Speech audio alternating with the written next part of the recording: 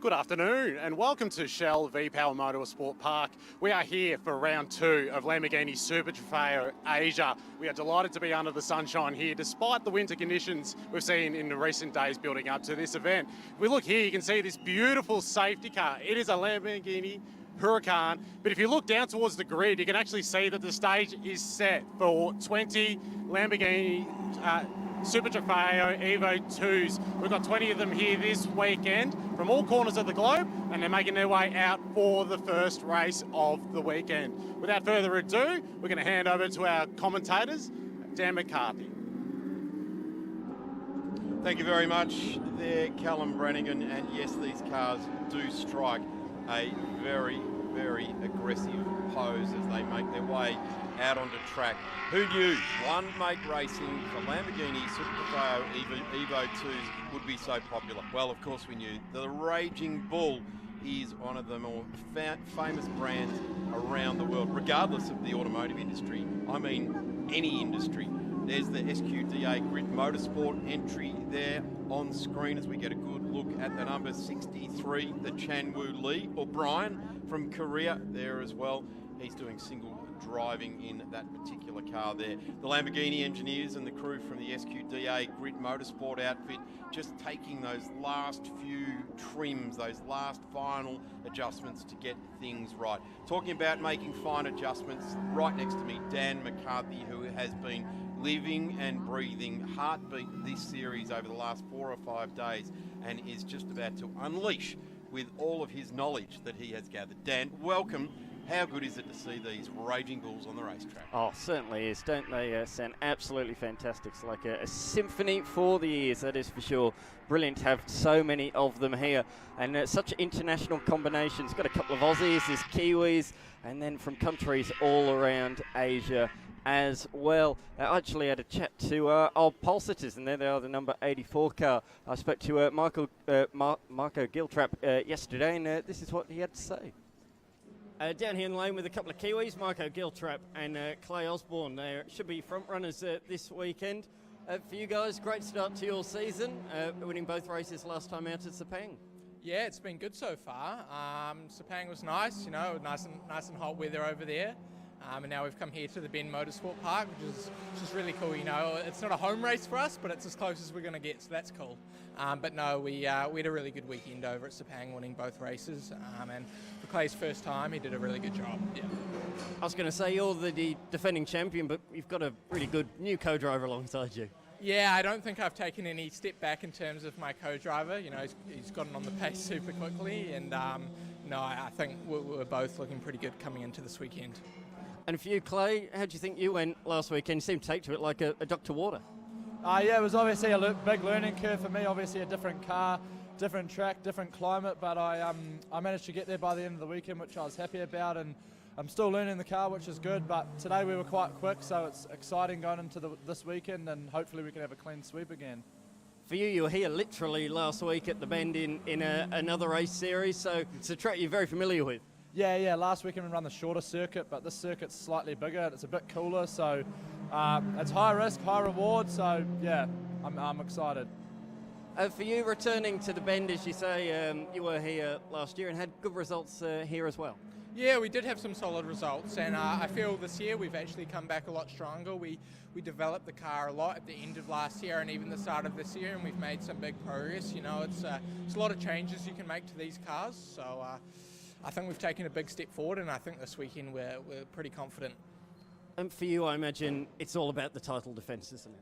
Yeah, absolutely. Yeah, nothing. We don't want anything less than first, which I think is a good goal, to be honest. You know, everybody always wants to win, but we're definitely hungry, and I think we can do that. How does this compare to the Porsche that you were driving last weekend, Clay? It's obviously different. It's a little bit easier because you've got traction control and ABS, where the Porsche is just, yeah, it doesn't have anything, and it's a lot quicker in a straight line, which is a bit more challenging, but overall it's a cool car to drive, and I'm learning a lot, yeah. And back to you, Marco.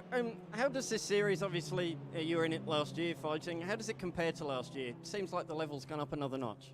Yeah, no, I think it definitely has gone up another notch. You know, there's quite a few pros now, which is nice to see, and it's good for us. You know, it keeps pushing us because it just, makes us not want to rest on our laurels and keep hungry. It wasn't easy in Sepang. You know, we weren't smoking everybody, that's for sure. So it's good. It's a really competitive series, and there's some really quick drivers to keep us honest. Awesome. Thanks very much, guys, and best of luck for the weekend. Thank you very much. Here with the poles sit Clay Osborne. That was a mega performance in qualifying. Yeah, thank you. Massive thank you to the team for having the car hooked up. It was really good. A few little mistakes though, which I'm going to work on for this race. But other than that, I was really happy with it. And yeah, good job to the team. You prefer starting or watching? I don't mind either. Starting's pretty cool. Just got to make sure that I get a good start, get off the line well, and push and make sure the car's are right for Marco. Go well. Thank you very much. And while we've got on Marco Giltrap just here, walking behind you, sorry mate, we asked the question before, do you prefer watching from the sidelines or starting the race? But there's a mega performance from both of you in qualifying to stick it on pole. Yeah, thank you. No, it was a really good result for the team. Do I prefer starting, or I think I prefer starting? I can do what I want. You know, when you're watching from the sidelines, I find I get more nervous. You don't know what's going to happen. It's unpredictable. But no, I've got full faith in Clay to get it off the line well and do a good job in the opening stint. Do you feel like you're getting a hang of the pit stop sequence? You've obviously had a lot of practice so far this year. Are you feeling comfortable with that? Yeah, no, I think we're pretty good in that regard. As long as we don't have any issues or any mistakes, we'll be fine. And the main thing is just, you know, not rushing it. If you rush it, that's when mistakes happen. So just slowing everything down and doing it thorough and then getting away nicely. Marco, thank you. No, thank you. Great shots coming there from the Blendline TV crew. Interesting, we touched on there the defending champion in Marco Giltrap. Won race number 1 last year with Chris Vanderdrift. Changwoo Lee and John Kwan got second, and the D1 racing team of Oscar Lee and Dan Wells made their way onto third place there as well. Dan is in third on the grid for the start of this one. So looks like everyone's chasing the same result as they went last year, and one go even a bit further as well. So we go down now to speak with Dan Wells. Dan Wells starting from row 2. What's the plan for this race? Well, I think take the lead at the first corner, bring it in the lead of the pit stops, give it to my teammate Emilian and go on to win the race. It's been a bit of a busy season. You were saying to us before you spend quite a lot of days in the year away in competition. How many days is that exactly? I think I'm doing 340 days of travel this year, but my young driver Kai, he's racing at Thruxton this weekend. We've got the simulation centre in Dubai, which is nice and busy. So 3 continents, Europe, Middle East and Asia, enjoying every minute, and hopefully we can have a good race today with the DW Evans GT team. Thank you very much. Thanks very much. Cheers. Fantastic to hear from Dan Wells. He's certainly one of those rock stars that we like to enjoy the presence of here at Shell V-Power Motorsport Park when the Super Trofeo crew comes into town. Dan, that lovely looking raging bull, the Huracan on the safety car there as well, and looks great. Thumbs up from the Lamborghini Auckland crew there. The door down, or door closed there on the 84 machine. Looking forward to the start of this particular race. The crew's clearing the grid. Unlike Sepang a couple of weeks ago, it's not even topping 20 degrees here. In fact, we're in the low teens. So we leave that tropical Asian atmosphere for this South Australian atmosphere as we go down with John Paul Drake on the grid. JP Drake, you're probably the busiest man here this weekend. Yeah, it's been a pretty busy week. It's pretty good. I think are we the only Australian car here defending this country of ours at the moment? So this is going to be a pretty good fun. We've actually qualified pretty well, so I'm very happy actually. Do you think the helmet art is impressing all the visitors this weekend? What was that? Sorry, the helmet art. Yeah. Normally the suit as well, but the Lamborghini rules have different rules on what suits you can wear. So I'm happy to oblige. Very happy to have you here. Go well. Thanks, I hope for a clean start. Super busy, JP. He's running in the Australian prototypes in his Wolf Mistral F1. He's also racing in the Australian F4 Championship and the Lamborghini. Let's have a look at the layout here at the Shell V-Power Motorsport Park, The Bend in South Australia. Absolutely. A long circuit, this one. Just a few Ks from the heart of Tailem Bend town. 18 turns, all of them unique in their own way. Real diverse range of corners. Starts though with the incredibly long 1 kilometre straight that blasts down into the very wide turn number 1. You can go side by side around here. We saw there last year a couple of incidents, and we saw one in qualifying earlier on today as well. But they blast down the back section into turn number 6. Another great overtaking opportunity, as we can see on the right-hand side of the screen, down into the hairpin. Then this is where the Lamborghinis come into their own. The really fast sweeping section rounds to turn number 11 and then number 12. The blind turn number 13. Such a tricky corner, this one. Can't see the exit of the corner when you come over the brow of the hill. You've got to hope that the exit of the corner is still there. Then into the stadium section, where if you're standing at the top of the pit lane, you can see all of this section of road. Turn 17 is always a hot spot for action. Expect to see plenty of action down there in this race. Turn 18, another tricky one. Very important corner to get the run down the straight. Lap record set in a Formula 3 car, John Magro, back in 2019. That record has stood for quite some time now.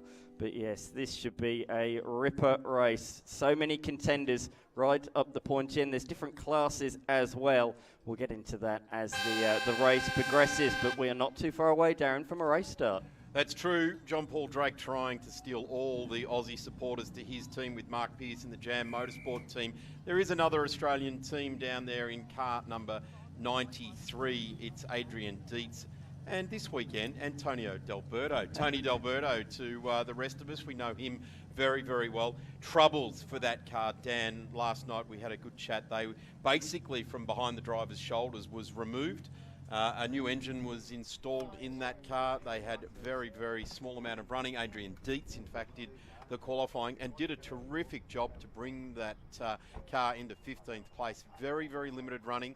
And in fact, Tony D'Alberto, with all of his vast experience, is going to have his hands full. Let's have a look how they'll line up. It'll be Clay Osborne in the 84 car, sharing with Marco Giltrap right alongside is car number 32. In position number 2, Charles Leong for Mickey Koyam, SJM Iron Links, Theodore Racing in position number 2. Beyond that, as we saw, we spoke to Dan Wells from Third Watch. For him, he'll be one to watch, as will Andre Couto in the number 88 Madness Racing Team Machine. Number 63 there, Brian Lee, the Q, the SQDA Group Motorsport outfit, and we have the number 8, Jasmine Jafar, the Selim Rafik Arrow Racing outfit. Had a very quick chat down there with Jasmine Jafar before racing today. Stephen Hong, the He Exing Madness Racing team there as well, out of position 7 in car number 77. The number 56, Nicholas Galati, Thomas Lee, DW Evans, GT Racing. The fifth row of the grid will have Gavin Huang starting out of the Arrows Racing number 11, and then alongside will be John Paul Drake within the top half of the field. Brilliant performance from the local South Australian driver. Beyond that, we have Kat, as she likes to be known, in car number 9. So she'll be coming out of position number 11 alongside Brunchar Owen. Position number 13, Johnson Chuang for Arrows Racing. Harry O in the Hazik O HZO Fortis by Absolute Racing. Adrian Dietz with Tony D'Alberto and D1 Racing Team. Looking forward to seeing how those guys can fight back. Even more interesting to see if Tony D'Alberto can actually get some laps in the car live in the race trim. So going to be interesting to see if some Aussies can start to feature in the Lamborghini Trofeo Asia race number 1 here at round number 2. Off 16 will be the number 95 in the race there. So the number 95 is Weiju Z. And we go to position number 7, Super Chai, as he likes to be known, Siam Gas Corsa. Over to the Iron Links racer of Kumar Prabhakaran and Lu Hoen out of position number 19 with Song Jane Ju, the second driver there. Cars behind, as I said before, that magnificent looking Lamborghini car out in front, the safety car. And if you are here at the track, and I thoroughly recommend if you're anywhere locally in Australia, get on a plane, jet into Adelaide, drive out to the track here and have a look at this, because there's equal amount of Lamborghinis parked behind the garages that you can wander around and dream and have a look at.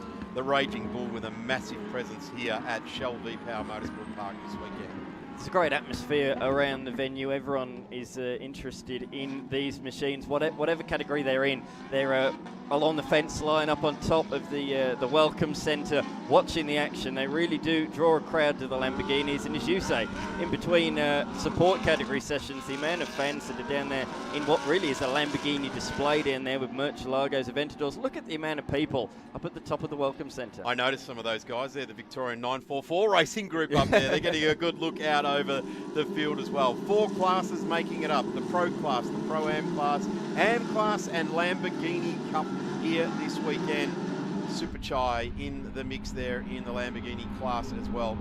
And then, of course, the all-important Teams Championship, Absolute Racing, with their 2 wins out of Sepang, taking the lead in that title. We are set for a race start. Safety car in, and we're in the stands, hands of the starter, as we get round number 2 of the Lamborghini Super Trofeo Australia underway. Have a look at the Raging Bulls. They charge down there, 3 wide. Who's going to jump into the lead there? Right across the front of the field there, in the middle of the pack, and a clip up the back there for the number 32. Not a nice way to start there. The SJM Iron Links Theodore Racing, Charles Ho Chi, got a bit of a whack, and ensuing, as it says on the side of the car, madness has prevailed here. The 84 gets away after leading the field down into the start there, which is Marco Giltrap and Clay Osborne.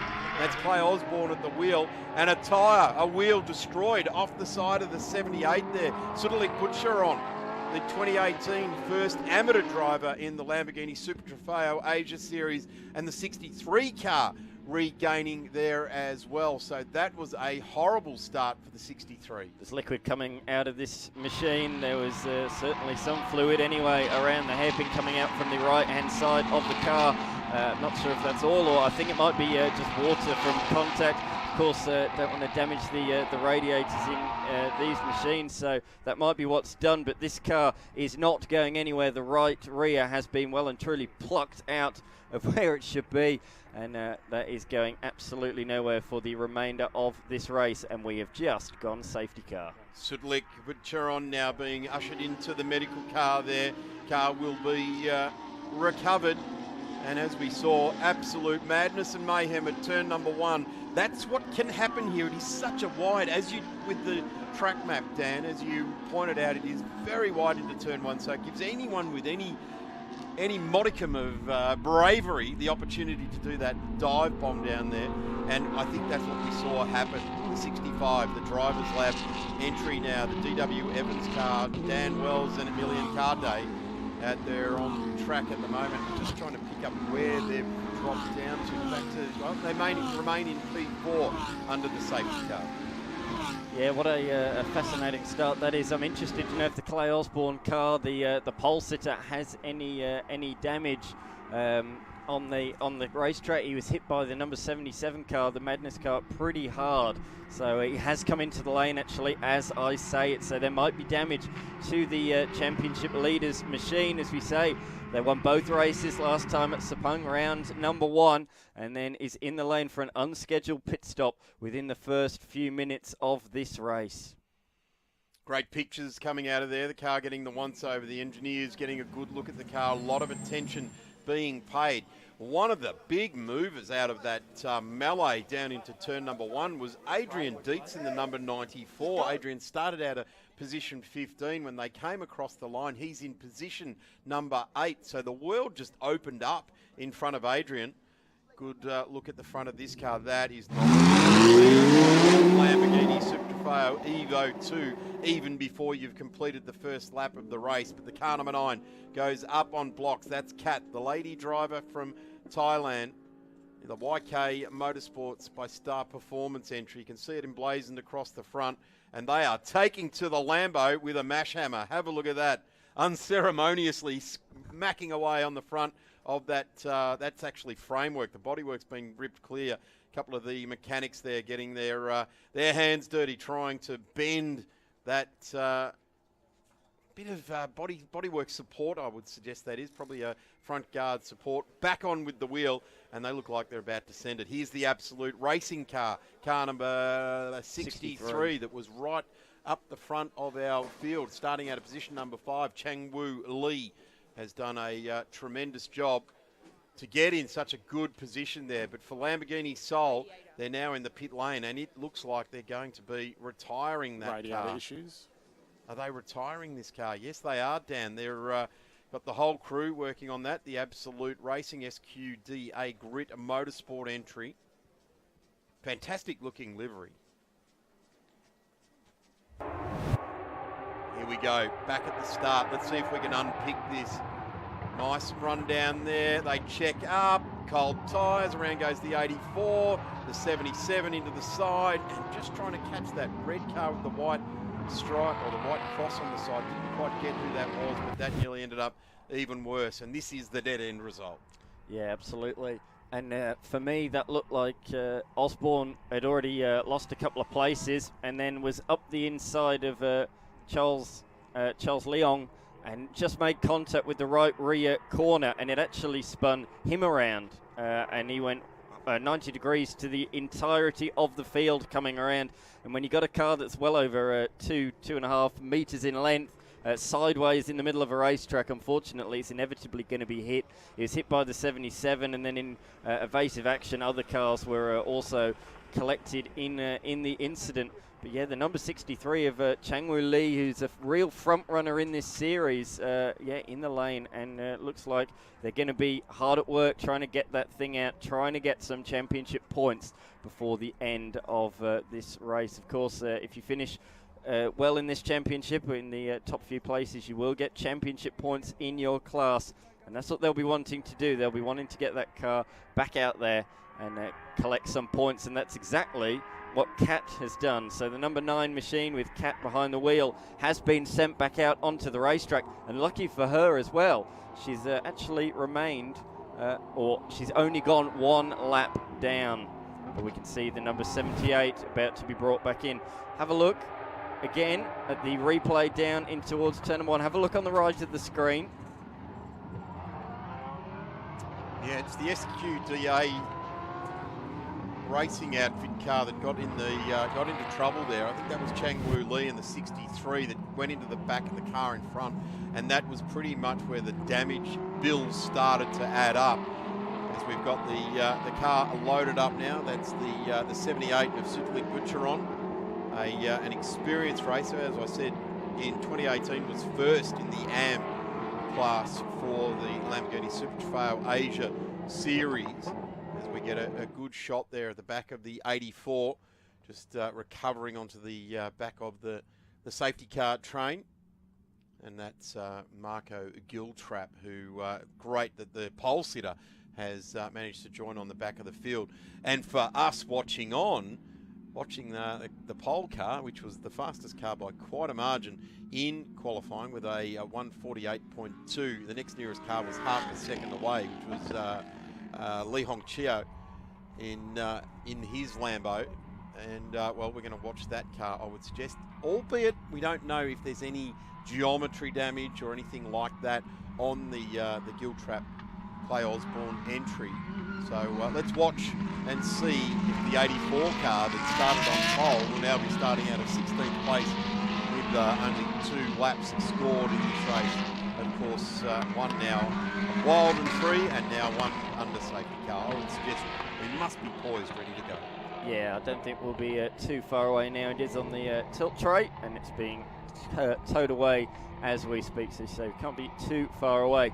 If you look on the left-hand side of your screens, there's the repaired machine with Kat behind the wheel. So it does look a little bit wounded, but she's out there. She's only a lap down, and that's going to be good news. In fact, she's on the lead lap, Darren. That's quite remarkable that they've been able to do that and keep it on the lead lap. So she'll catch up to this train, and she'll be right in contention. But of course, there's no doubt in the aero section, sector 2, it is going to be a bit lacking in the downforce side of things. Let's see if she can get onto the back of Clay Osborne and charge their way through the field. That would be your strategy. You would like to think come through as a unit of 2 as you can do it. That is if they can. That is if they can. They may not be able to respond to the same pace that they had in qualifying. What this does do is it gives the Hankook tyres just a little couple of more laps of resting. So at the end of this race, they'll have a strong set of tyres left underneath the car, because let's face it, they'll have cooled off substantially. They'll have had a heat cycle go through them, and some of them will have had some little scuffs on them as they locked up. And car number 65 absolutely nails it and jumps away nice and early there. Dan Wells gets himself an immediate advantage across the line there and streaks away from the field. A pro driver knowing exactly when he can go, and does that. Again, looking to the inside. Roger Dubois plastered across all of their windscreens as they go down into turn number 1 that time there. The Arrows racing car of Gavin Huang gets into P2, and they all very gingerly, Dan, just making their way around now, aren't they? No one wants to get any more damage. Charles Leung had a bit of a look up the inside there, and it allowed Andre Couto to close right in behind in the gold and black number 88. Brilliant looking livery, and it's performing brilliantly on the racetrack on this restart. He's the man on the attack. He's gapped those cars behind, but look at that margin. 2 seconds in the first sector alone. Daniel Wells has absolutely timed the restart to perfection, and then performed a remarkable first sector to pull 2 seconds clear of this trio out there on the course. So it's the number 11 of Gavin Huang, then it's Charles Leong and Andre Couto. 2 to 4. Andre Couto doing a brilliant job in the Madness Racing outfit there as well. And we've got someone off just at the back of shop there, gathers it all back up. But boy, when you get it wrong, when these things break loose, it ends in tears. So many aero trims and tabs on these Super Trofeo cars. Slightly different, ever so subtly different to the GT3 brother, which we saw racing at this particular circuit in the Australian Championship last weekend. But certainly these cars in a straight line are faster than their GT3 brothers. Down the inside now, is that John Paul Drake coming through in the number 3? Yes, it is, sharing the car with Mark Pearce here this weekend for Jam Motorsport, the local team from the Ben Motorsport Park. And have a look in behind there, just having a bit of a test on the tyres to make sure are up to temp, and getting a really good feel for the car under him. Notification through now, Dan Wells, a 150.3540 on lap number 4 of this race. Fastest car on track by quite a substantial margin. At the moment, in fact, 2 seconds a lap faster than the nearest contender. 2.5 seconds. Yes. He's in another Let's postcode report the on facts here, yeah. that opening lap there. Quite remarkable. Really, really good stuff on cold tyres from Daniel Wells. There is a lot to be found on cold tyres in these cars.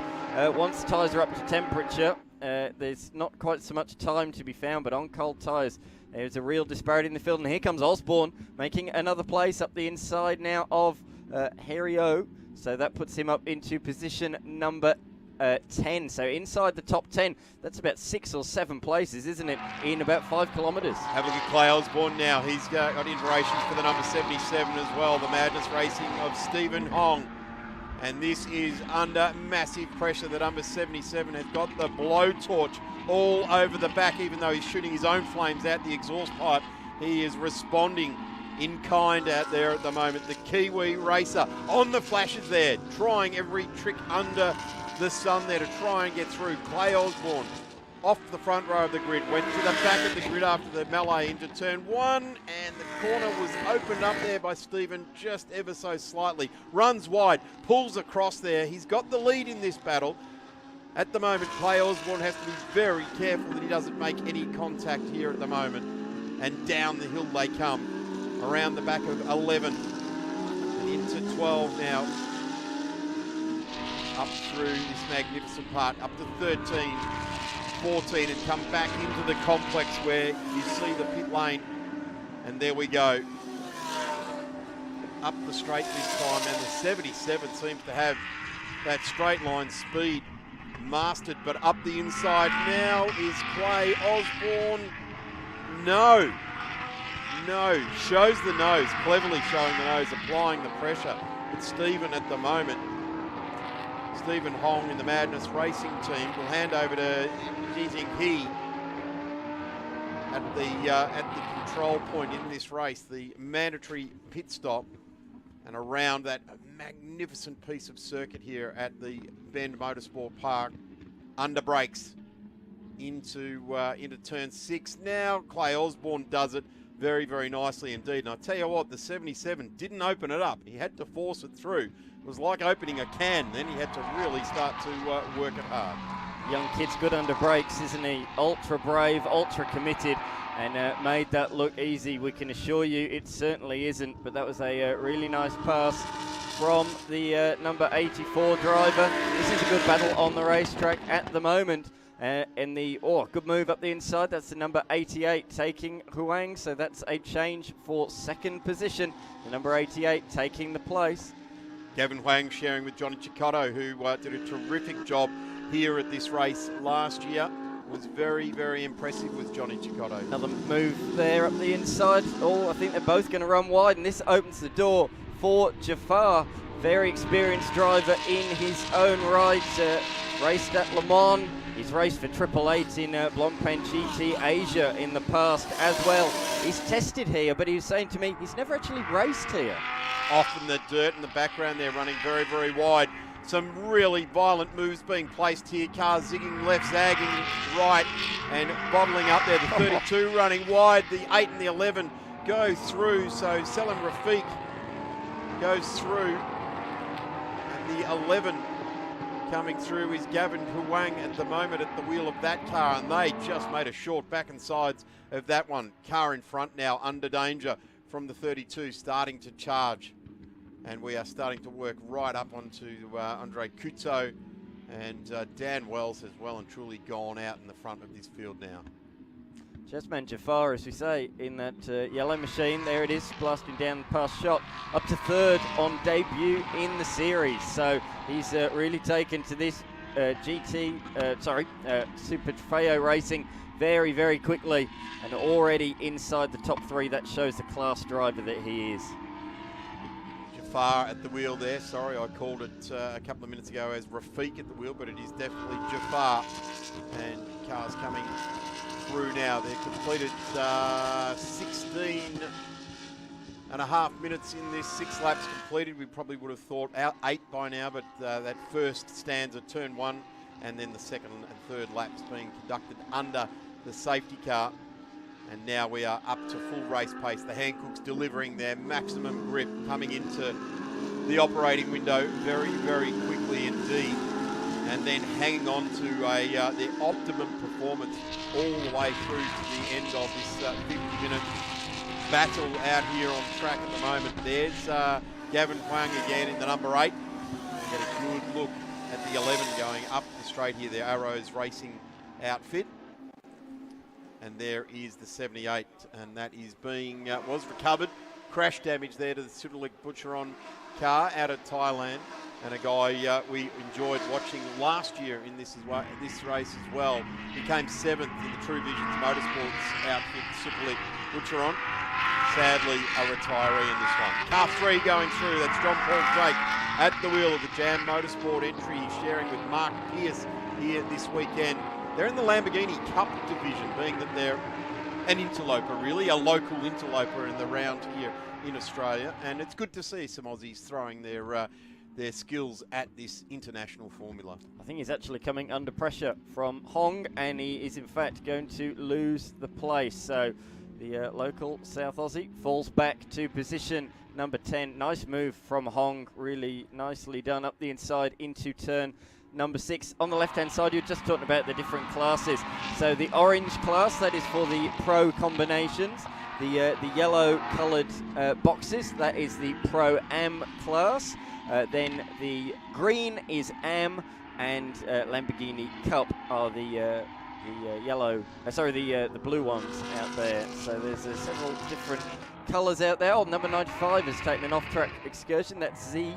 That looks like it's out of turn number 3 on the run up the hill. So I think just got on the power a little bit too early, and it has swung around the rear pendulum, spinning the car around to the grass on the inside of the course. But look at the margin, 6 seconds. In fact, it is slightly coming down. Andre Couto setting some good sectors out there at the moment. It was over 6 seconds, so that has been edged slightly back last time through. And we are edging closer to the opening of the pit window. That opens 20 minutes into the race. It's open for 10 minutes and closes with 20 minutes to go. That is only just over a minute away. A lot of these cars have 2 drivers in them, so we'll see driver changes, although a couple do have just a single driver here this weekend. We see Jeremy Clarkson with his Lamborghini tractor on the Clarkson's Farm TV show, and nothing quite like what we just saw the number 95 heading off into the grass there as well. A different sort of Lamborghini and a different sort of farming here in the beautiful Murray region of South Australia. And Lee regains composure in the number 95, continuing in the race in the 610 Racing by absolute entry. Here's the 71 now, the Siam Gas Corsa Super Chai entry, and a magnificent looking colour emblazoned over this Lamborghini. Not a colour that we quite synonymous with Lamborghini. Normally it's either bright yellow or menacing in black. That's right. But that red colour really does suit the trim tabs and the winglets and all the different little add-on of bits of aero on these cars. Here we go, a further move for the number 84, the recovering Clay Osborne. That is now 6th position. Great move up the inside of Kirikali. But that number 56 car was involved in quite a significant accident in qualifying. So they were mad at work trying to get that thing done just moments before the start of this race. He outbroke himself into turn 1 in qualifying and hit another car, the 51 machine. And I honestly didn't think 10 minutes before the pit lane was opening that car was going to be out there, but they've done a remarkable job, and the blue and pink car is not only out there, but comfortably inside the top 10. A lot of these teams will see racing in the 24 hours of Le Mans in the weeks to come as well, so they know how to do it. A significant point in the race, the pit window has now opened for compulsory stops to be served. The first one in is car number 11, Gavin Huang, who will see Johnny Chicotto jumping on board there in the Pro Arrows Racing entry. He's a good driver, took both poles here last year as a single driver. This year got a co-driver alongside him, but yeah, he certainly knows how to drive faster, and he took a race victory as well. So watch that number 11 car move up in this second stint. Sat at as high as 2nd, but Huang fell back slightly towards the end of that stint and came into the lane in 5th position. But watch that car move forwards. Johnny Chicotto bounced back here last year. Race 1 finished 12th, and then the second race on the Sunday did an extremely good job. So let's watch and see if Johnny can recover here. Lots of help being offered by the team and also his teammate as he exits the vehicle as well. So Chicotto now behind the wheel, door closed, fire it up the Gamma. Lamborghini Taipei entry for all those in that part of the world. Give a big shout for your team as Chicotto heads back out on track. A number of cars choosing to come in very early here indeed. Adrian Dietz is in, so we'll see. We'll finally see Tony D'Alberto get some laps. We've got Super Chai in, Kumar Prabhakaran, Wei Jin Zi and Chang Wu Li all into the pits there as well. So early stoppers, Dan, falling into there. Gee, Johnny Chicotto, rare mistake. They're locking up on the rears on his outlap. Yeah, but managed to get it turned in. Didn't lose too much time, but it's certainly going to knock your confidence on the outlap. I was talking to Marco Giltrap just before this, and he said this track's actually got the least amount of tide deg of any they go to, and that's simply due to the fact that the temperatures here are so much colder than what they're used to over in Asia. So they can certainly push a lot more from the outlap, whereas generally they try and nurse the tyres in a little bit. They're not doing that here this weekend. They can pretty much, well, not drive flat out, but they don't have to nurse it like they would at tracks like we were at last at Sepang. So they'll go to South Korea next, and that'll be a fast one at the Inji Speed Dome there as well. Fuji International Speedway in Japan, the 16th to the 18th of August. Shanghai International, November. Then they go to Jerez at the World Finals, and that is on the weekend, 14th to the 17th. So it's hardly a weekend, it's a week celebration at Jerez for all of the winners around the world, and then a final race from those that are in the front of each one of the regional championships, the Asian, the North American and the European series. So a lot still to play out for season 2024 in the Lamborghini Super Trofeo series. Look at the damage on the side of the door there. None other than someone else's front wheel, I would suggest, trying to tear off the Lamborghini Auckland sign. What a great recovery though that was from Kai Osborne. Obviously the big setback down at turn number 1, but recovered to be just outside the top 5 at the end of that stint. Really, really good mature performance to come back through the field as quickly as he did. And now he hands it over to the reigning champion. Oh, was that car crabbing a little weirdly? Yeah, I think he was giving it a bit of a gun up to try and just get heat back into the tyres as rapidly as possible in the 84 there. So Marco Giltrap at the wheel. He was last year's champion in the Michelin Sprint Challenge here locally in Australia, so knows his way around the circuits of Australia. And interesting about that tyre deg comment, whoa, he is loose. Absolutely loose. Have they lost that much temperature in that compulsory stop? The right rear, have a look at it, or the left rear, depending which side you're on. It's out of whack, it's out of tow, and as a result it's crabbing everywhere. We'll see as it comes over the crest of the hill. It's the inside rear wheel as it goes down this section. It's not tracking right, I'm absolutely certain of it. There is tow out in that for certain. We'll get better shots of it around the this straighter section of the course, but yeah, that's why it was wiggling around. It's just not tracking right, it's crabbing. So it was involved in that melee at the start, or the battle at the start here. Yeah, that's a bit of an optical illusion, I think, there. But the car's not right. Certainly isn't right. They were involved in crash, crash damage. It's certainly scars, like there's someone's autograph on the side of this car that they've put into the side of the car there. But Marco Giltrap really just trying to wrestle this car. That looks like that wheel's loose, I think you're right there.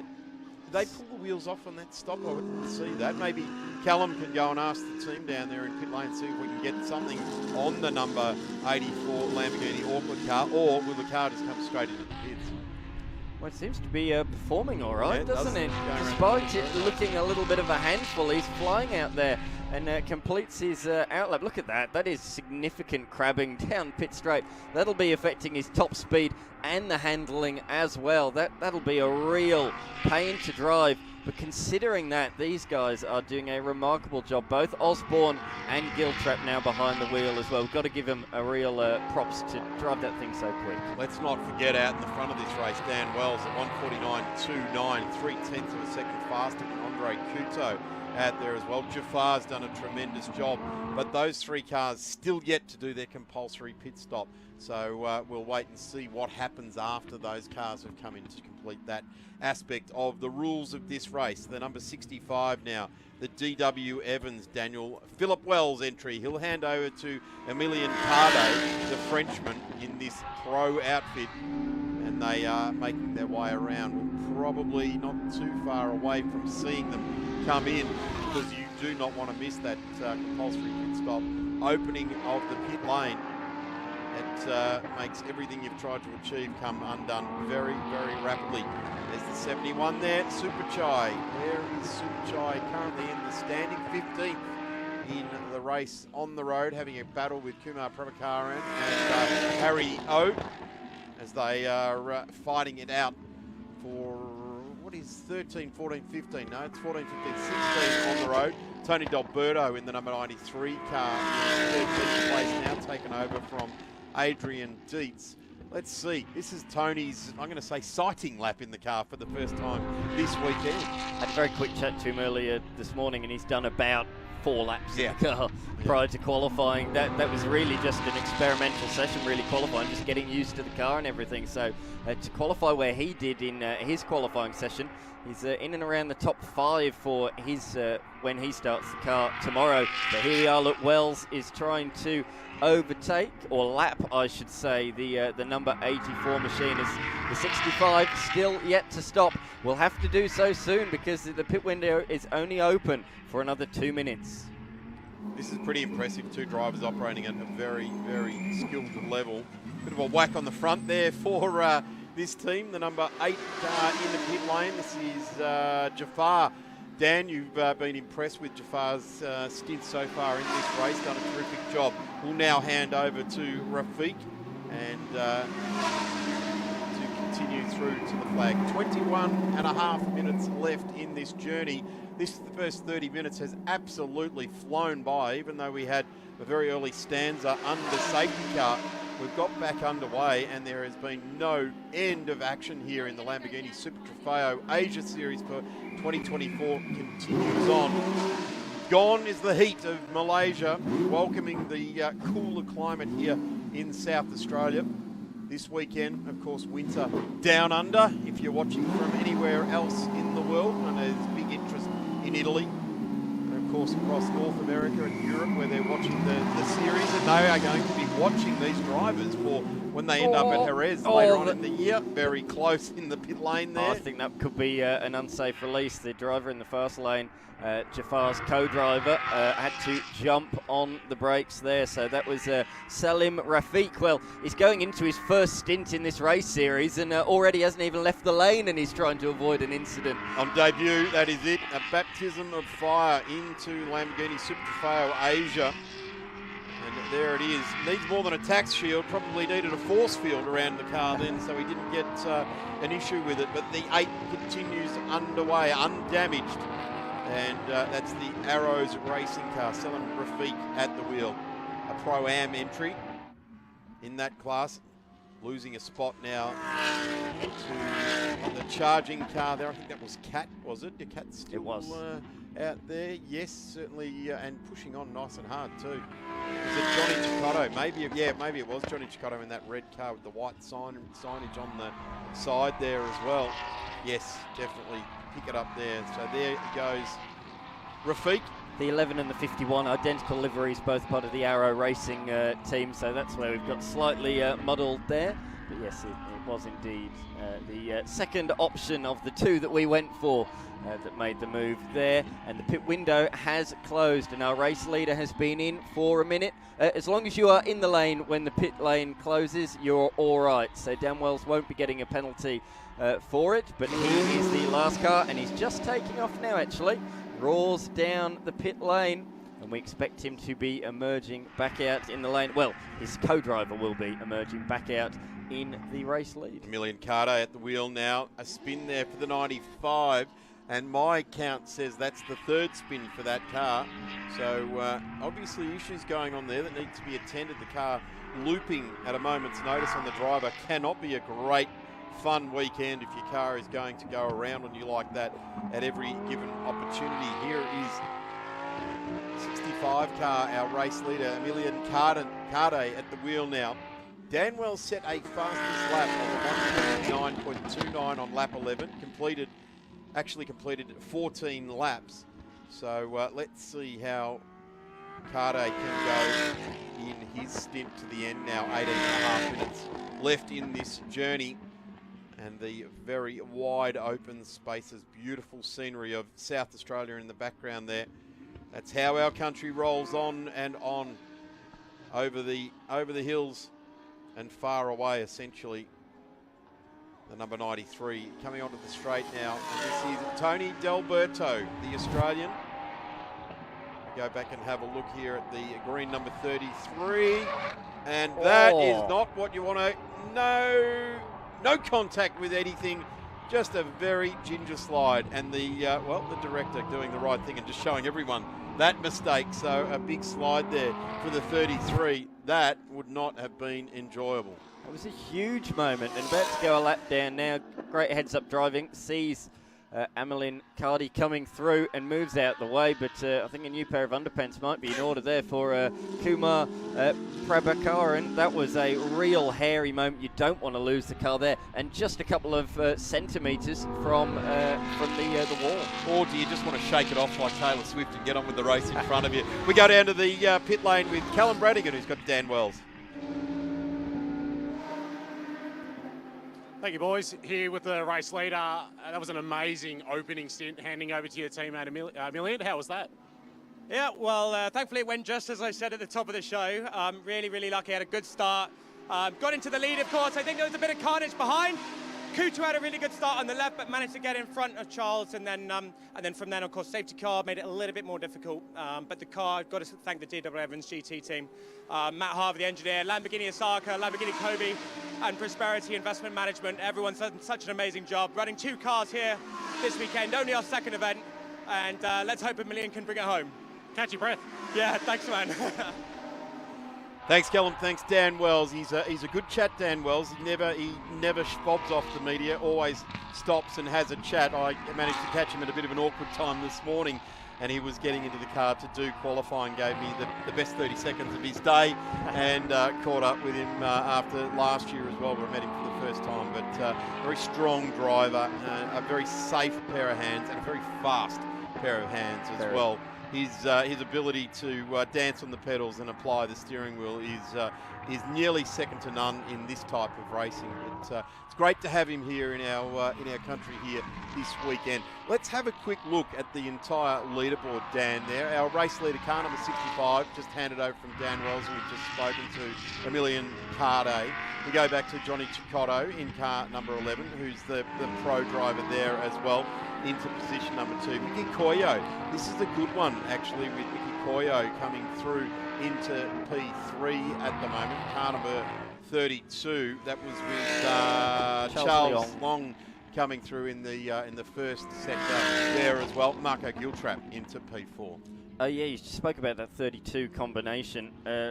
Charles Leong, the only Macau driver to ever win the Macau Grand Prix, so he's a very experienced racer, very fast racer. He'd be a rock star in Macau, wouldn't he? Oh, absolutely. You get off the plane there and there'd be a car waiting. Absolutely, and Miki herself is a phenomenal driver as well, raced in the Japanese Formula 4 Championship, and she herself has raced in Macau, and this year she's doing Super GT as well as doing this, and what a high quality series that is, of course, in Japan. It certainly is. We're getting a good look at John Paul Drake now under fire from the Arrows racing car of Johnson Huang as well. And Johnson Huang has done a bit of cup racing and, of course, TCR Asia as well. So vast experience. John Paul Drake needs very little introduction in Australia. Multiple prototype series winner here in Australia as we go back down to the pit lane. Adrian Deeds, thanks for joining us down here in the pit lane. That was a pretty good opening stint for this race. You've handed over to our honorary Italian, Antonio D'Alberto. How was that from your perspective?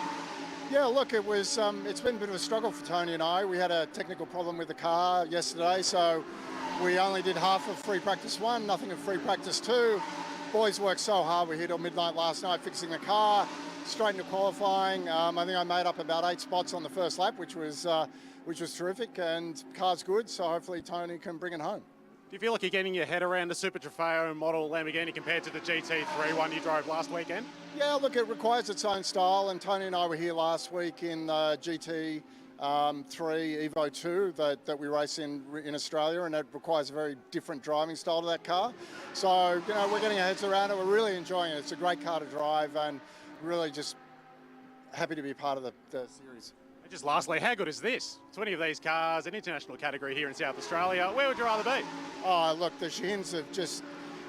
Every driver in Australia, has to give a vote of thanks to the Shahins. It's just a fantastic facility. To get 20 Lamborghinis, they sound amazing. It's an amazing spectacle. It's great to have everyone come down.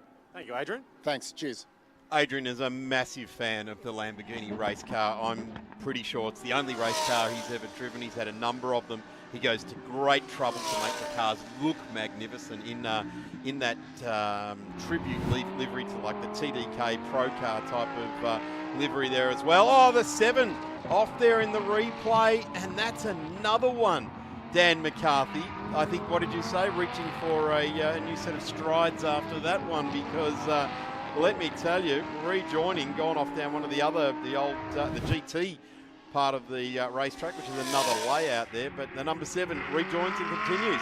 I don't know if you spied there, Darren. He was on the outside because the leader was coming through and lapping him. So he's stepped out onto the marbles, onto the dirty stuff on what is effectively a one-line groove around that section of the course, and has lost the rear end. I tell you what, Emmeline Cardi, pretty lucky, because that car could have speared back onto the racetrack and hit him. So yeah, really pretty lucky to get away with that one down there on the back section of the course, and it just shows, doesn't it? It's never over until it's over. Yeah, certainly. I'll just go back to that point with Adrian Dietz. He's been a very, very big supporter of the Lamborghini product for a decade now, and really should be congratulated within the local series domestically in Australia. Often he's been the only Lamborghini over an entire season being represented, and he needs to be congratulated for his loyalty to the brand in that respect. But I think he's really enjoying this Super Trofeo stuff. I wouldn't be surprised if we see him in another round soon. As we see them head into the hairpin turn number 6, very deceiving corner, that one. It sort of falls away from you. You can't see the apex So you're basically on it in another one, running wide there. Geez, it really kicked out once again. That was the number 56 machine of Thomas Yu Lee. And that was the one, as I said earlier, that was damaged in qualifying and just running a little bit wide on the groove of turns number 8 and 9. And clearly there's a lot of marbles out wide there, because that's the second tail happy moment that we have seen there. But look at this recovery from Kat. She's performing very nicely, although, sorry, she's handed over now to her co-driver. But up to position number 11 now. Great recovery drive.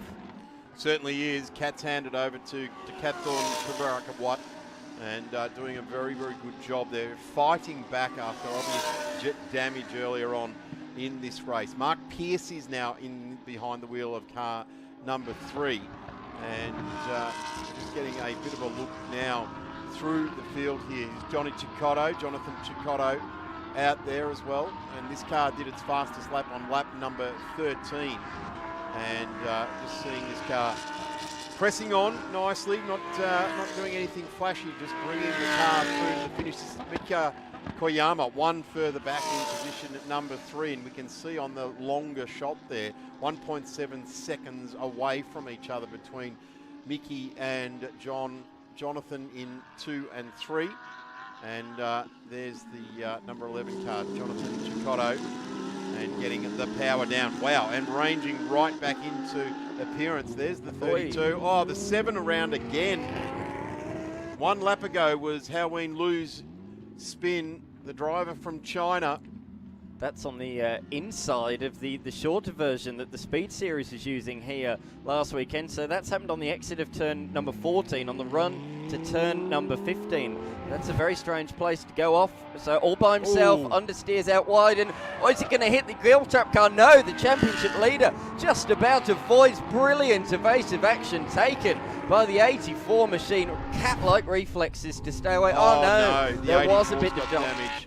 That's a shame. It must have been the slightest of slight touches, but it's just pushed the guard onto the tyre. Into the lane. That's a real shame there for this car. Oh, it will go very fastly to work here. We've been watching this car. Looked like it was having difficulties anyway. Adding to it now, the crew giving a very, very subtle signal to stop right here. And Callum Brannigan running down to just see what's going on here. And the car going up. We know what's going on. The bodywork's gone into the car. Innocent bystander for car number 7 for its second spin in under 2 laps there as well. So massive evasive action. Signals to the driver to give it a bit of right hand lock so we can get our hands under there and try and pull the bodywork off.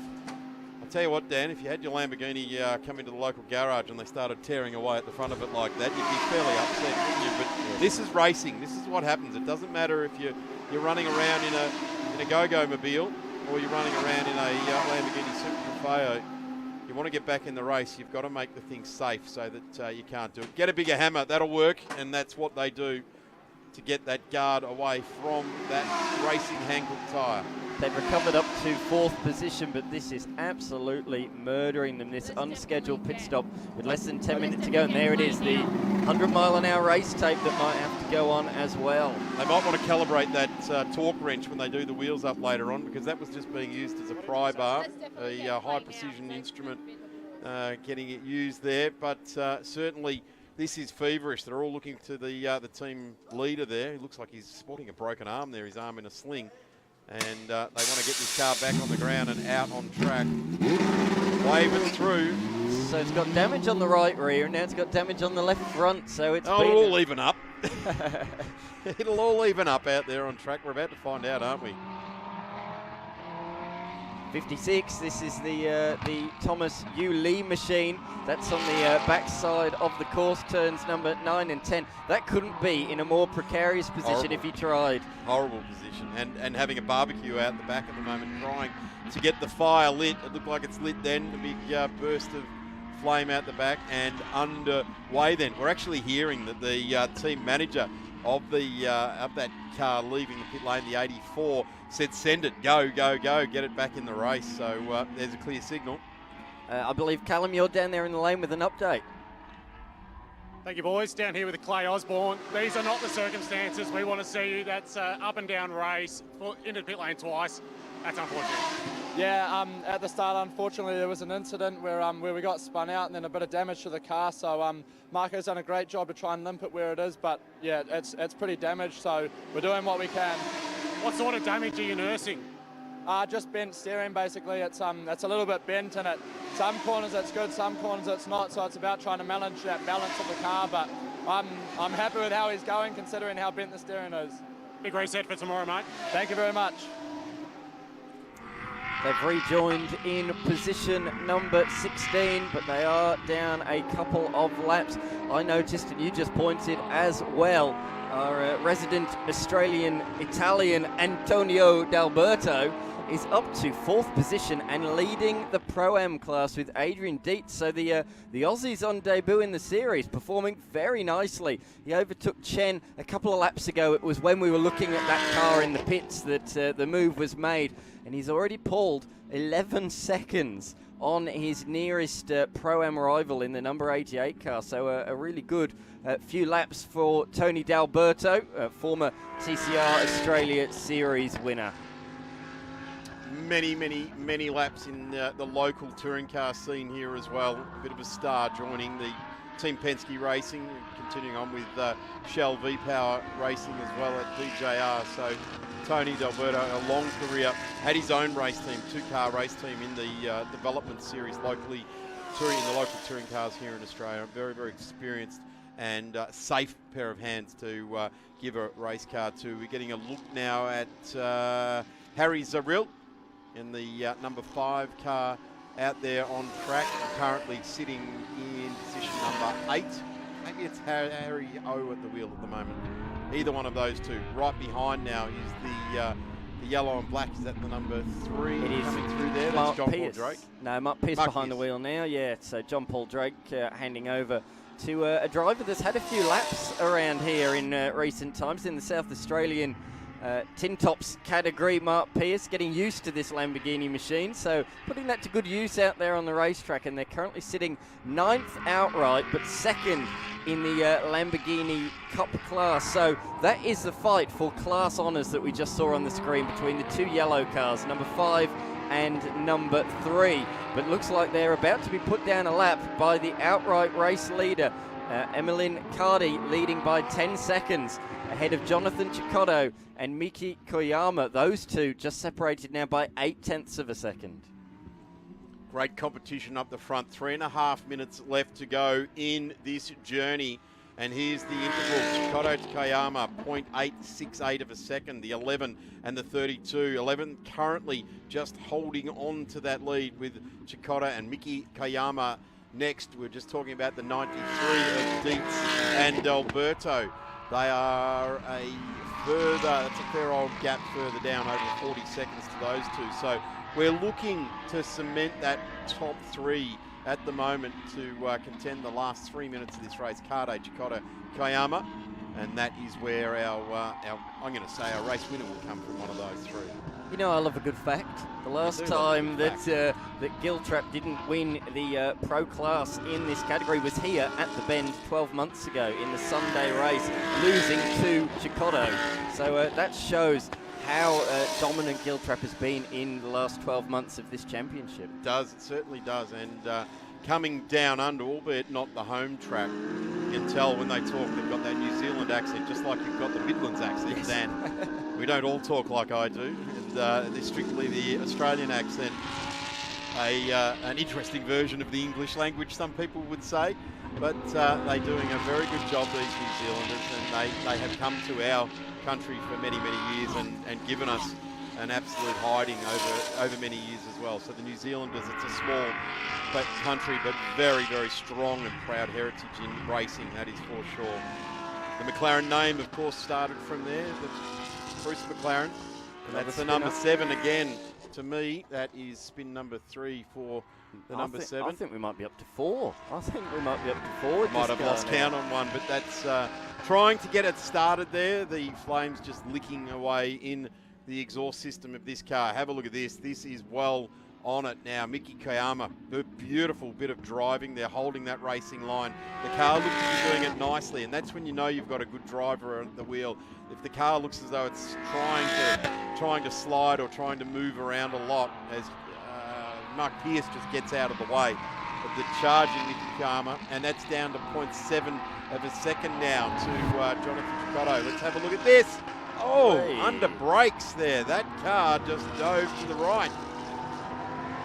Don't grab a whole footload of brakes when you're starting to turn the wheel.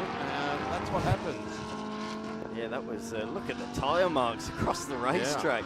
That is quite something. I don't think I've ever seen somebody spin like that at that part of the course, but there's always a first in motorsport, and that is very much one of them. I wonder if Heo Lu is struggling. May have got caught up in some of that first lap damage there as well, or even in one of the ensuing spins that has gone on, whether there's some damage on that car, because that could happen, and that when you put your foot on the brakes hard, the car will start to jag whichever way the damage is occurring. This is closing still. The gap is continuing to come down. Miki is certainly closing in on Chicotto.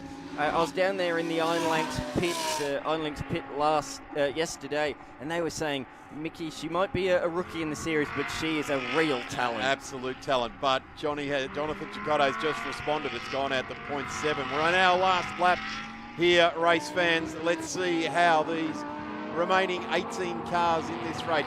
Sudulik and Butcharan did not take any further racing action after an incident at turn 1 involved numerous cars. Changwoo Lee has had crash damage in the number 63 as well, but an enthralling race here is unfolding for 2 and 3 in this race. There it is on our screens. That's car 2 on the road is number 11, and car 3 on the road is car number 32. Down the back section of the course, it's pretty much a one-line groove around here. This is where all the aerodynamics come into effect on these awesome V10 Lamborghinis. They sound absolutely awesome around this Shell V-Power Motorsport Park. She's quick around this section of the track, I reckon. She closes in just a little bit. She set a PB in Sector 1, a 41.5, couple of tenths faster than Chicotto. The gap under half a second. She's there. She's certainly there, but is she close enough to make a move? She's running out of corners. She's running out of meters on this racetrack. As we cut to the leader, Emmeline Cardy. It's been a real dominant display from the number 65 duo, Cardy and Dan Wells. Dan Wells put the car in the position in stint 1, and Emmeline Cardy's brought it home from there. Final quarter now being delivered on the car number 65. Dan Wells will be very happy up on the wall there as well. Points it to home, checkered flag being taken. Car number 65 gets the win. There's Dan Wells, very, very happy indeed, celebrating with the crew. Hugs abound with all of the crew there. Have a look at that smile. That's a work hard for result. Done a terrific job and parks it up there. Emmeline Cardy, a tremendous job as well. Getting to the line, Jonathan Chicotto in P2. So car number 11, the pro entry, gets into position number 2. Miki Koyama in the end, 0.327 of a second. The gap closing on that last lap, over half a second. Looking for great things for Miki Koyama into tomorrow's race. Tony D'Alberto is potentially the next finisher, because we're starting to see some of the back markers that have been lapped. Here comes the number 84 around as well. The absolute racing car of Clay Osborne and Marco Giltrap got caught up in someone else's spin, got some damage. They had some damage we suspected earlier on in the race there as well. And Tony D'Alberto comes home into P number 4, position 4 for the 94, and Adrian Dietz set that one up from a fantastic race start. He made up 8 spots on the opening lap of the race. Tony D'Alberto established himself in the car after getting no laps essentially, and he has come home in 4th place indeed. Harry O home in 8th, Mark Pierce 9th, Super Chai home in 10th. As the cars continue to come around, we're waiting for Fang Ping Shen to get to the line. Yes, the car number 88 gets through there as well. Fang Ping Shen and Andre Kuda, who set up that nice result there as well. Cars still charging to the line.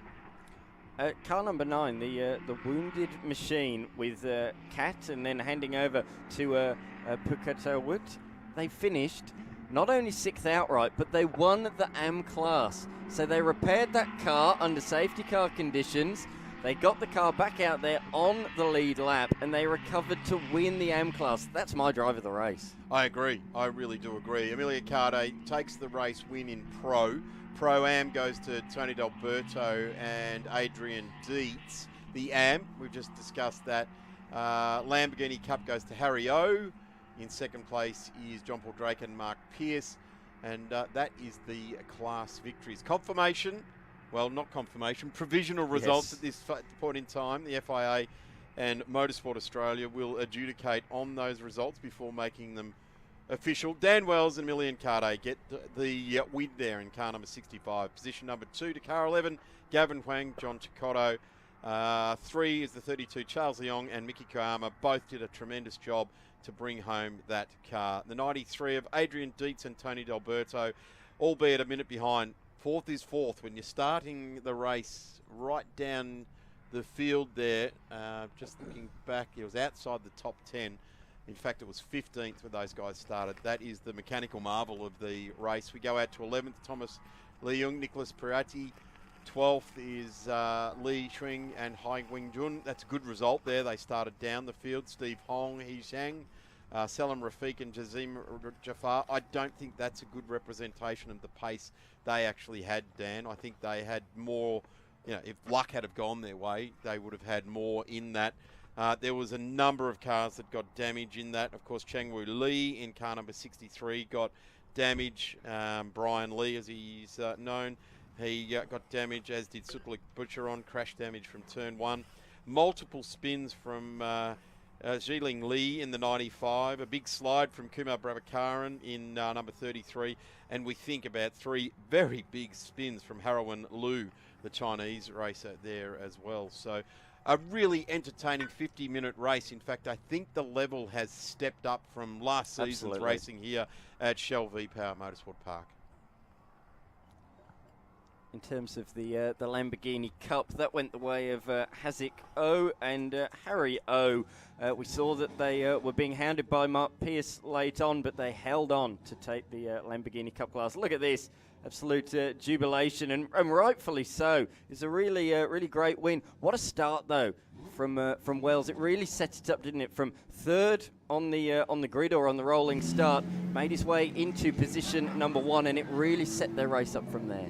These cars, you just noticed one of the officials there putting the scrutineering sticker on the front of the car there, essentially parc ferme for these cars now, so they checked for legality, weights, measures, etc., etc. And here they are, a very big celebration down there. A really great part of the racetrack to be in at this part of time. The energy's very high. The celebrations are awesome.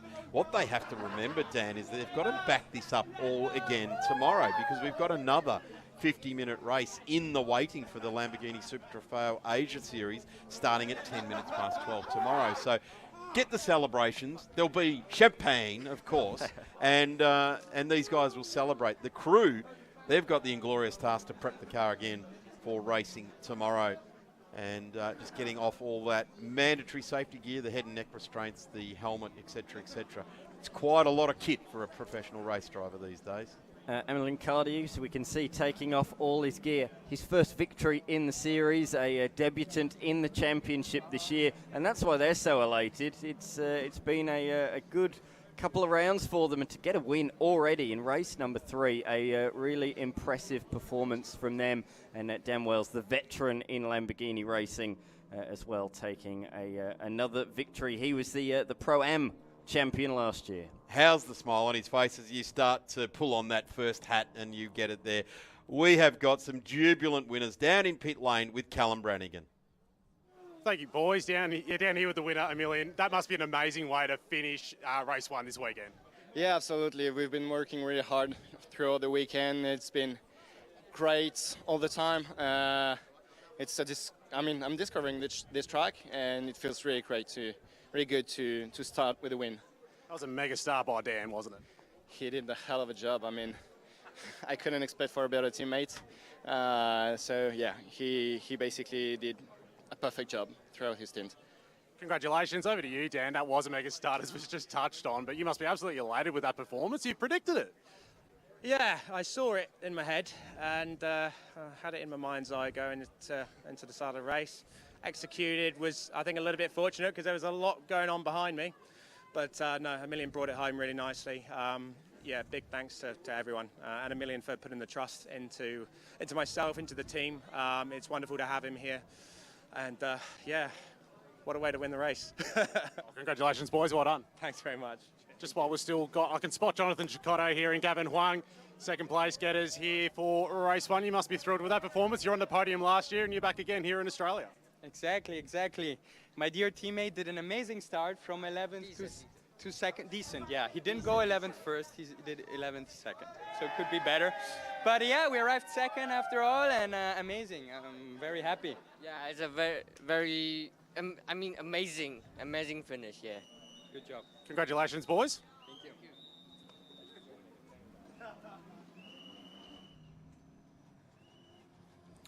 Yeah, those guys did an amazing job in that race. Gavin Huang, the co-driver there, only did a partial season in 2023, so to come out and do what they have done here today makes it all the more impressive. There are our race winners. Getting photos taken by Mark Horsburgh, I think that is, by the looks of it, down there in the lane.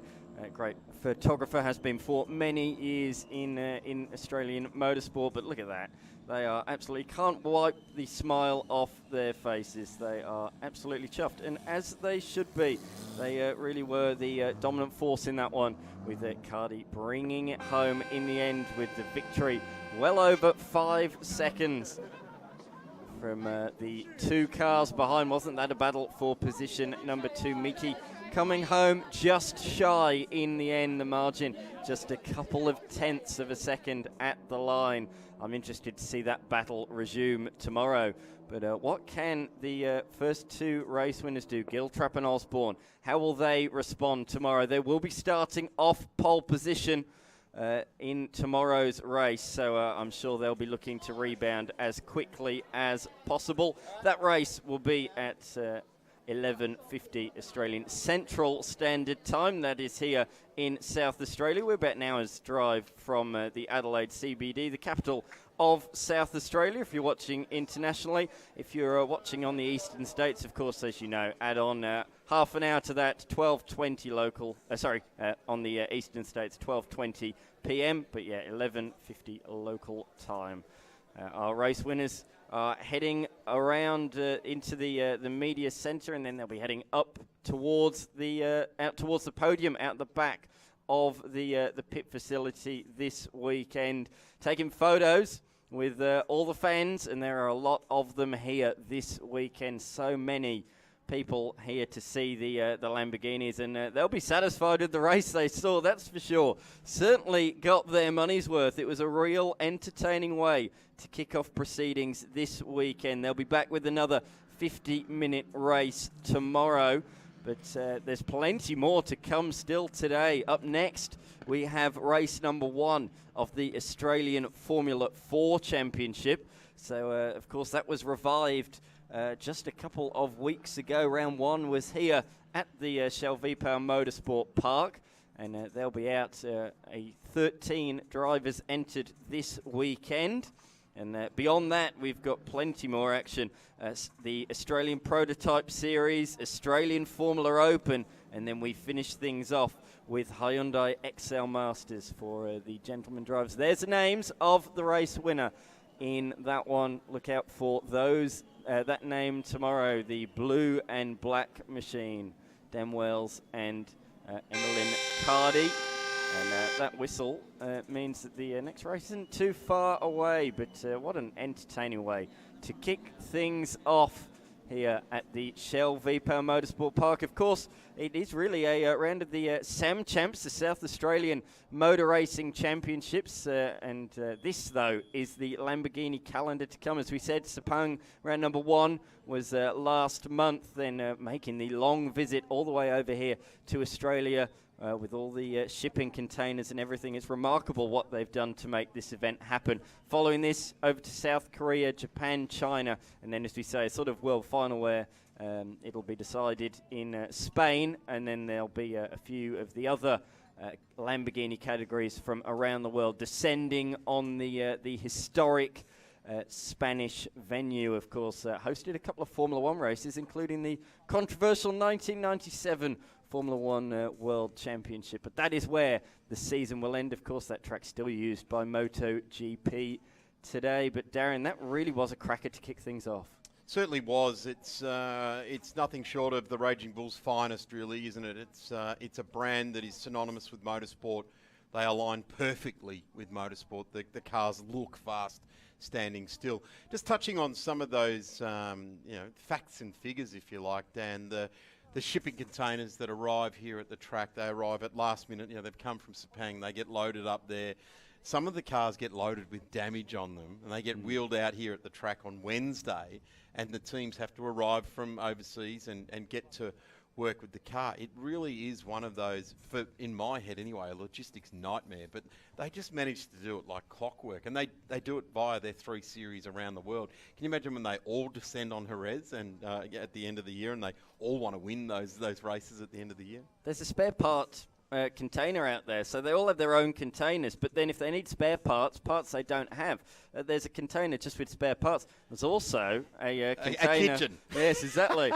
We smelt that coming out of there earlier, didn't we? Yeah. And I may let you into a little secret, Darren. I may have had a pizza slice while you were calling the radicals. Oh, thanks. Yeah, you're welcome. Awesome. Yeah, it's smoko for you, is it? Okay, that's all right. I'll take note of that. I have seen the container, so I will be rating it on before I leave the track here tonight. But the car's just being moved away. They will all go onto the scales, and all of these bits of equipment, all these bits of infrastructure travel with the series. The crews, clearly international teams. When you look at some of the team names that we're talking about here, they're not the Triple 8s and the Walkinshaws that we're used to talking about here in Australia. They're international names. Having said that, the Centaur Products is an Australian product, and that's certainly something that Tony D'Alberto could tell us a little bit about.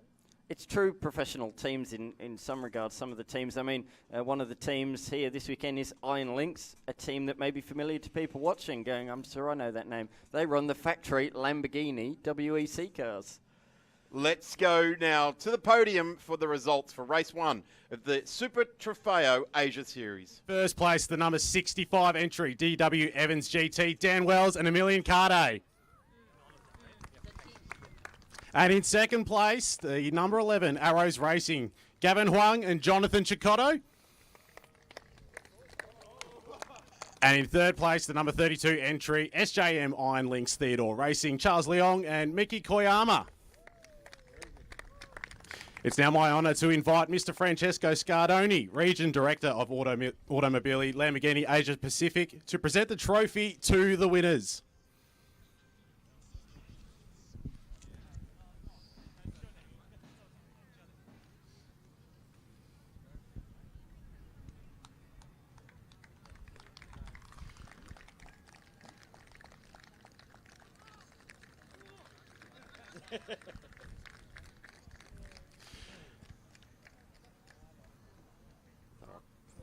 Yep. And now let's invite the winning team onto the podium, DW Evans GT. It's my honour to invite Mr. Suraj Mata, Marketing Manager for Hankook Tyre Australia, to present the trophy to the winning team.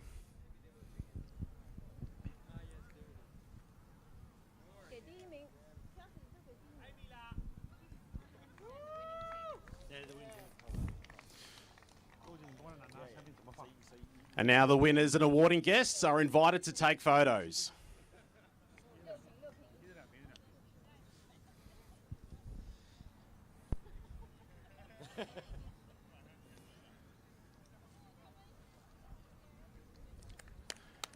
And now it's my delight to announce it's champagne time.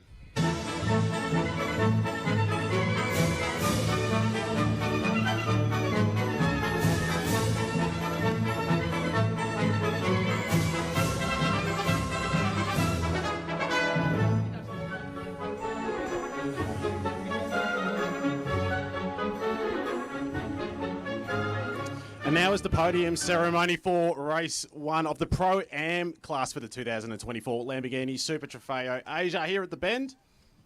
Don't be so rushed. They still not finished. Sorry.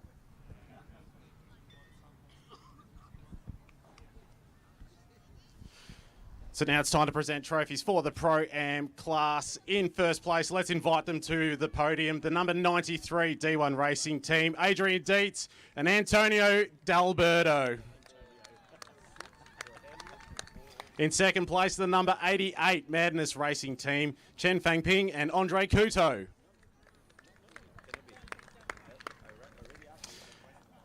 And in third place, the number 56 DW Evans GT, Thomas Yu Lee and Nicholas Pertolati.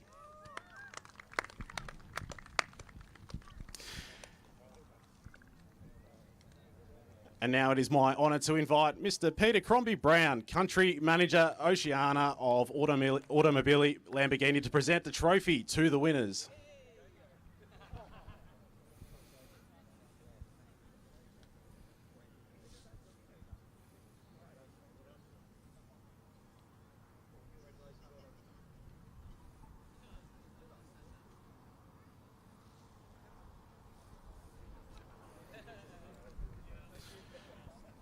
And now let's invite the winning team onto the podium, D1 Racing Team.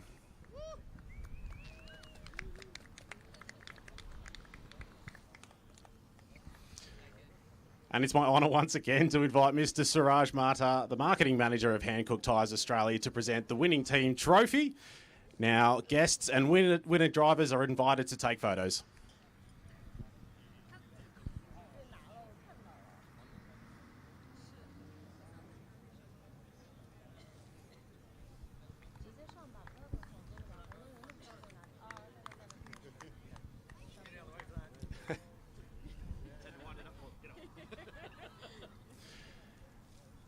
And now it's champagne time.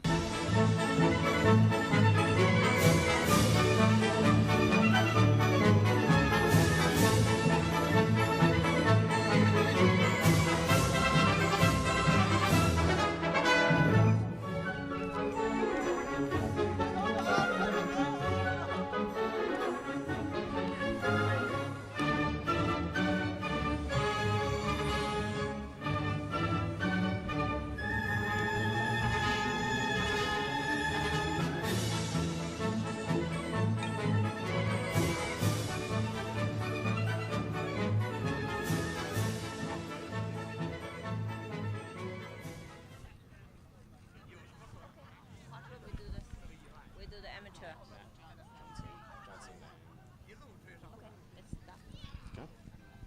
And now time to present the trophies for the AM class, race 1 of the 2024 Lamborghini Super Trofeo Asia. Let's invite the winners onto the podium. In first place, the number 9 YK Motorsports by Star Performance. It's Nat and Decathorn. And in second place, the number 51 Arrows Racing, Johnson Huang.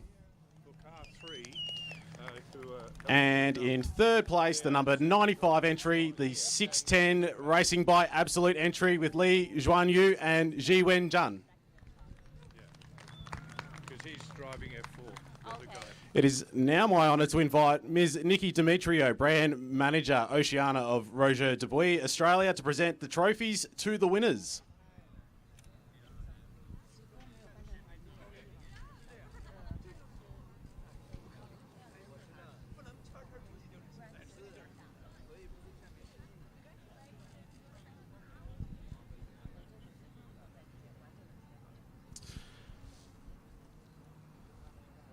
And now let's invite the winning team onto the podium, YK Motorsports by Star Performance. It is my honour to once again invite Mr. Suraj Mata, the Marketing Manager of Hankook Tyre Australia, to present the trophy to the winning team. And now the winners and guests are invited to take photos.